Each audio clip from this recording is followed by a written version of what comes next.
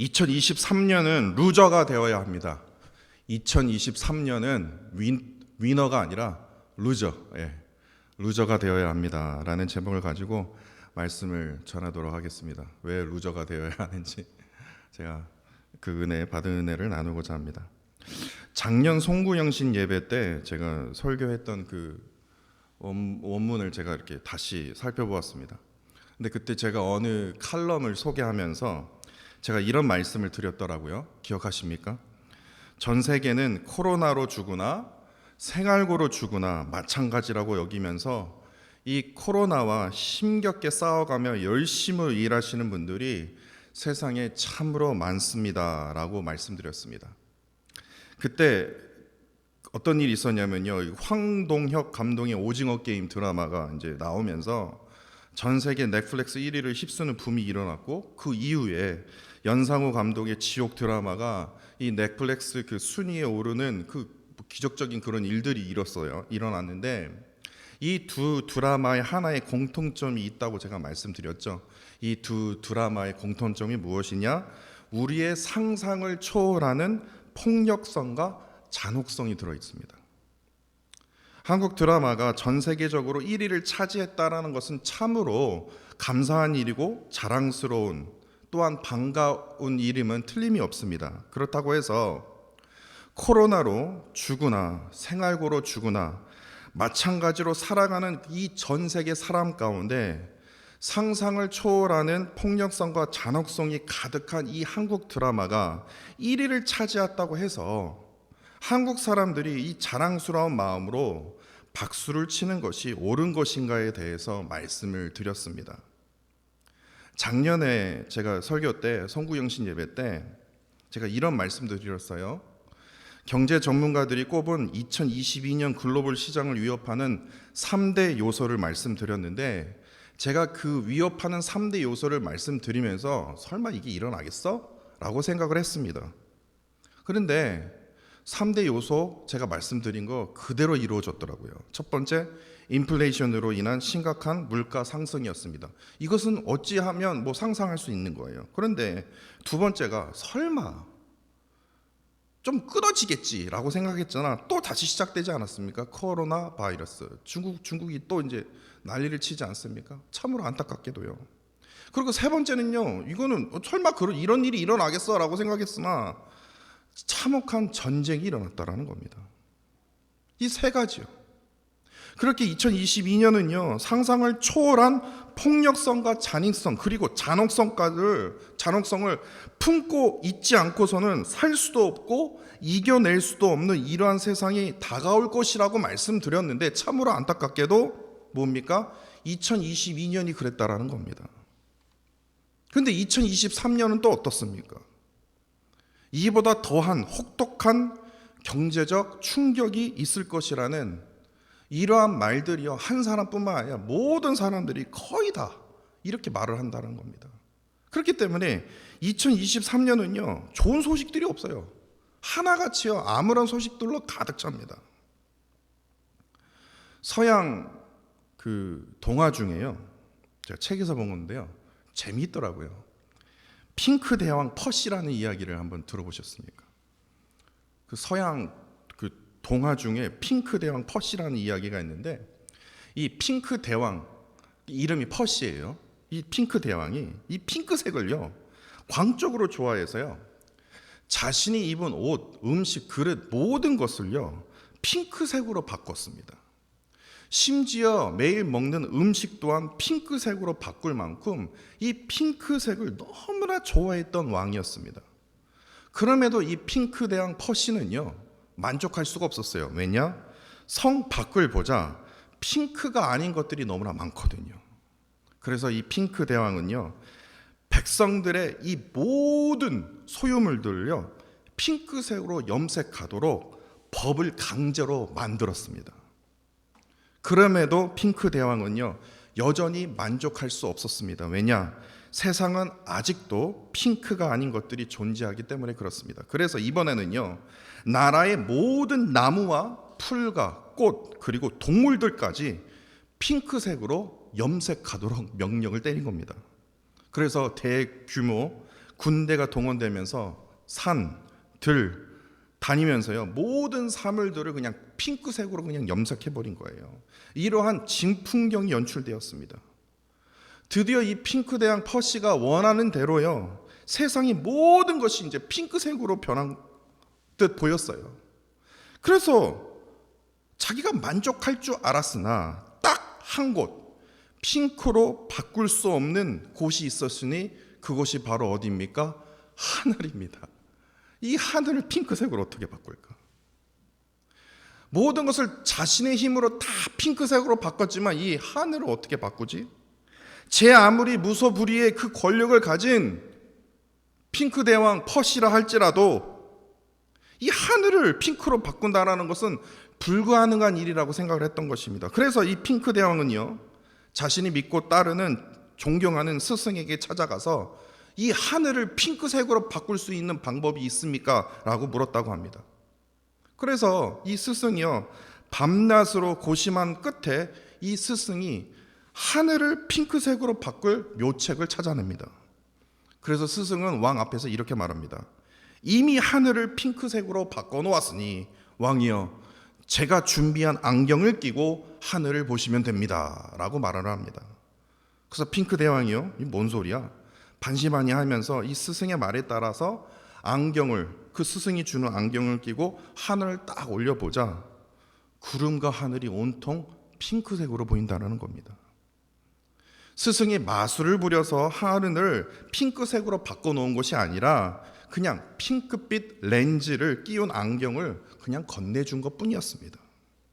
핑크 대왕은요, 그날 이후로부터 매일 그 핑크 안경을 끼고 행복한 나날을 보냈다고 합니다. 그러자 백성들이 어떻게 합니까? 더 이상 이제는 핑크색으로 염색할 필요가 없구나.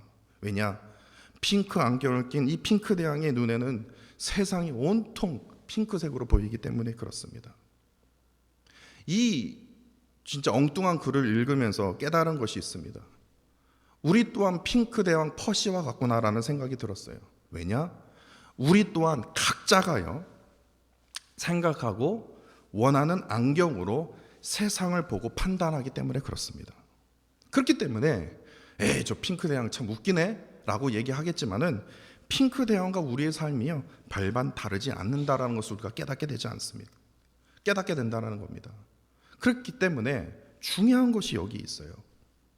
각자가 어떤 안경으로 세상을 보느냐에 따라서 세상을 보는 시각이 달라진다는 겁니다.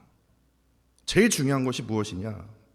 어떤 안경으로 세상을 볼 것이냐고요. 어떤 시각으로 세상을 해석할 것이냐고요. 이것에 따라서 2023년의 새해가 달라질 것이라는 겁니다.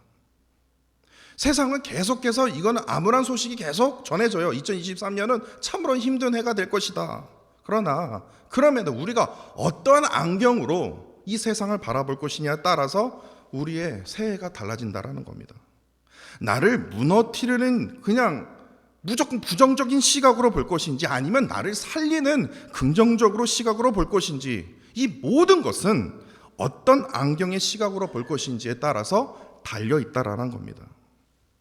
이런 의미에서 오늘 본문 시편 15편 말씀을 보시면요, 우리가 어떤 안경의 시각으로 우리가 바라봐야 할 것인지 우리가 알 수 있어요. 또한 어떤 안경의 시각으로 봐야만 5절 후반절을 보십시오.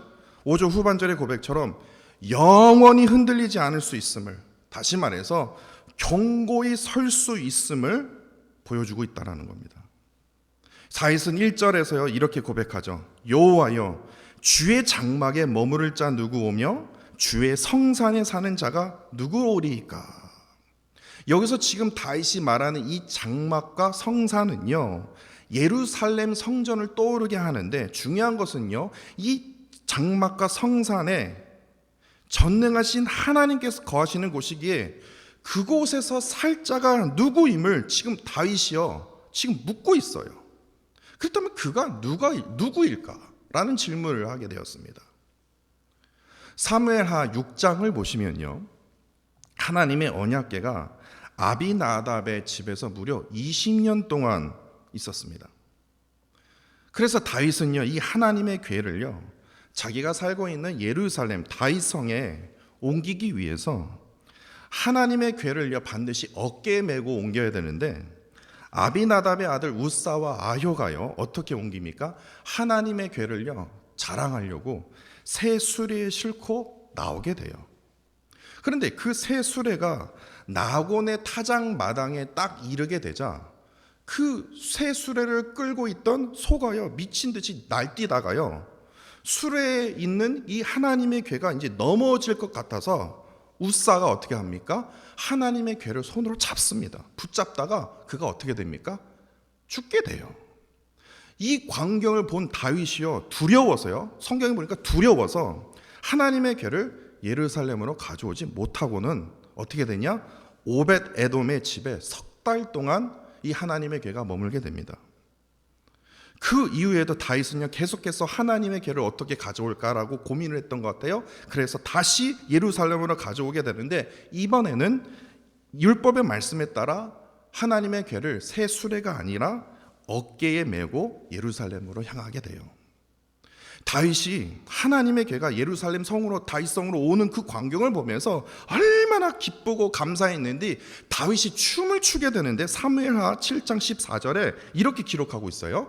다윗이 여호와 앞에서 힘을 다해 춤을 추는데, 그냥 춤을 추는데 기뻐서 그냥 흔들흔드는 게 아니라 힘을 다해 춤을 추는데, 그때에 다윗이 배 에봇을 입었더라.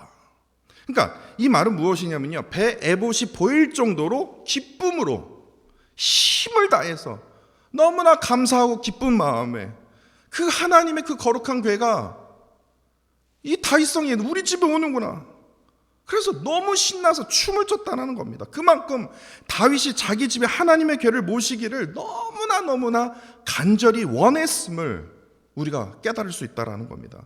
그런데 문제는요, 예루살렘 성으로 가져왔지만 정작 하나님의 궤를 모셔야 할 하나님의 성전이 없기 때문에 다윗은 자기 집이 아닌 하나님의 성전을 너무나도 짓기를 원했다라는 겁니다. 그렇다면 사무엘하 6장의 그 이야기를 통해서 주의 장막과 성산에 거할 자가, 또한 살 자가 누구인지를 우리가 알 수 있지 않습니까? 그가 누구입니까?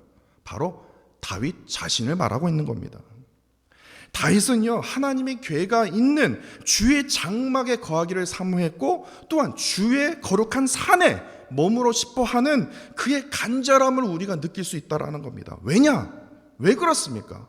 핑크 대왕이 보는 모든 것이 무조건 핑크로 보기를 원했듯이요, 다윗 또한 하나님의 궤를 가까이 함으로써 그가 보는 모든 것들이 뭐예요? 하나님만을 간절히, 하나님의 그 임재하심을 간절히 원했기 때문에 그가 그토록 하나님의 궤가 자신의 집에 오기를 간절히 사모했다라는 겁니다. 그러면서 이제 조금 더 깊게 들어가 보십시다.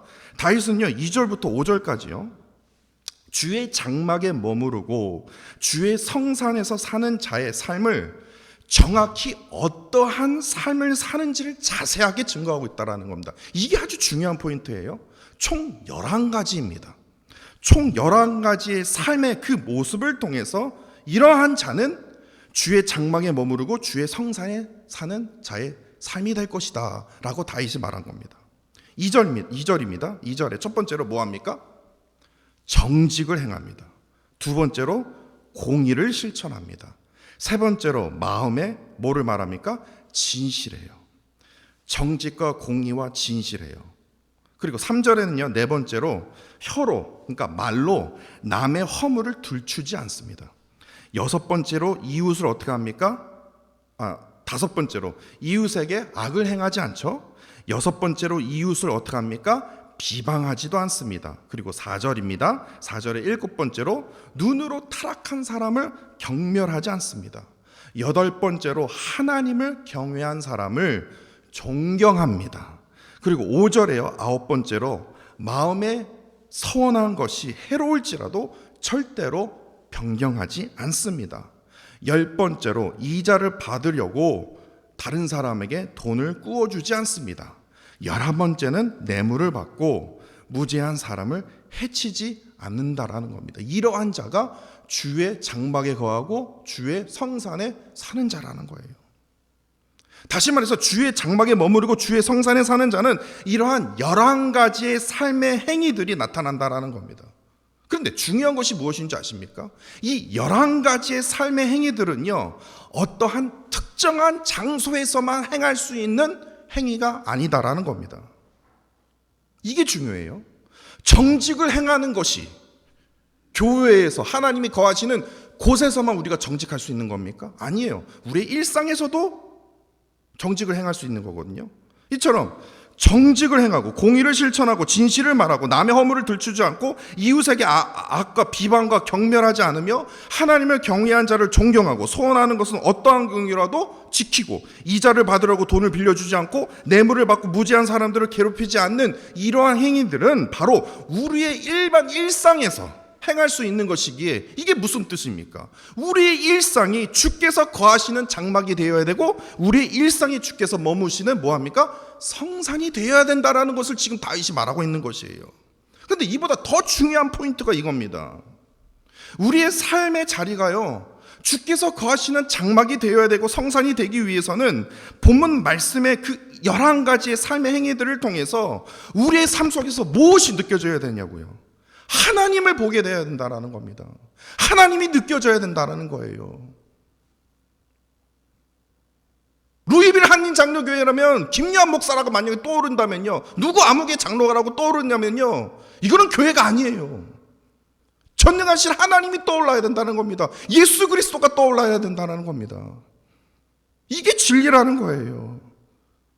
11가지의 행위를 통해서 나의 의가 드러나는 것이 아니라 뭡니까? 나를 통하여 일하시는 하나님, 나를 통해서 역사하시는 하나님이 드러나야 되는데, 장로였어요? 목사였어요?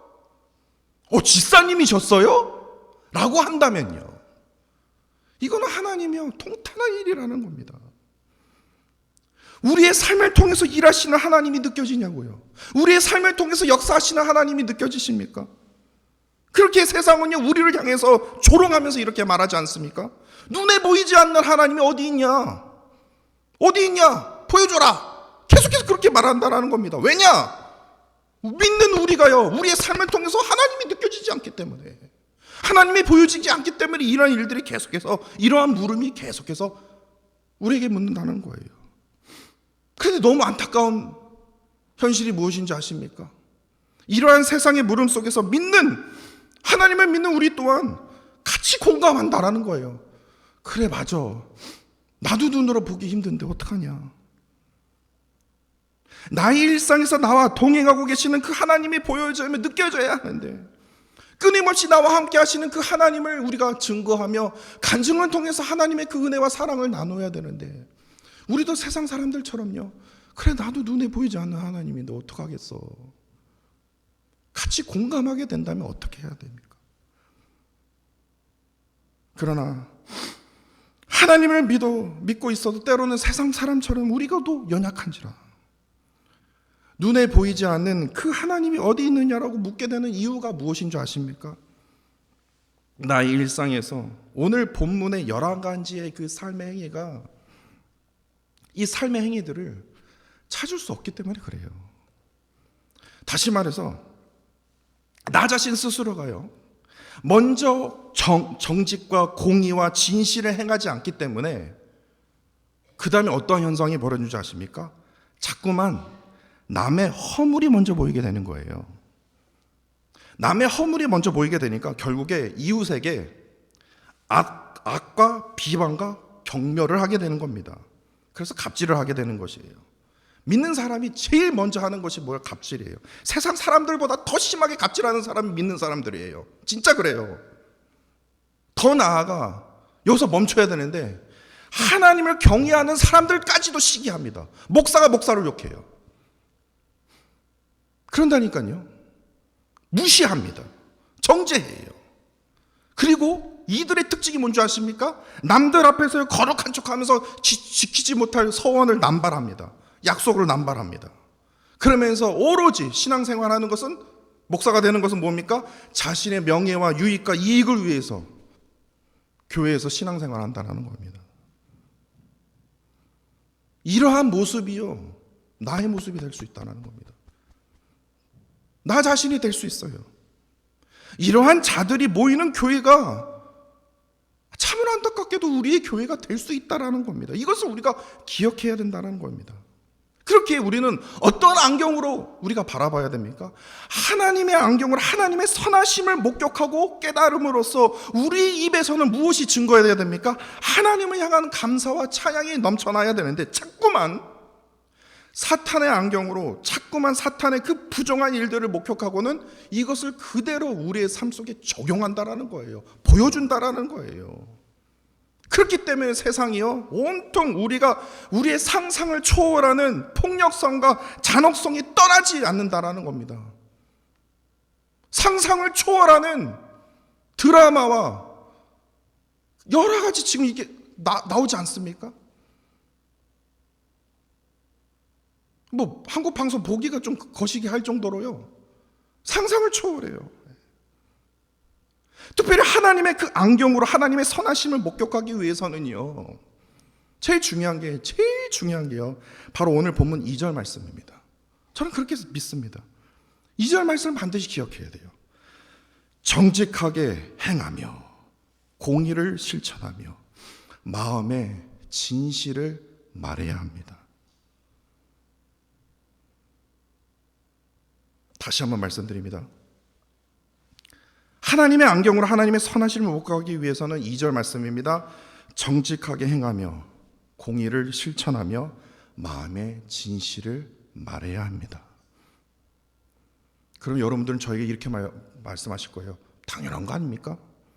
근데 여기서 우리가 반드시 기억해야 할 것이 이겁니다. 여기서 큰 문제가 발생해요.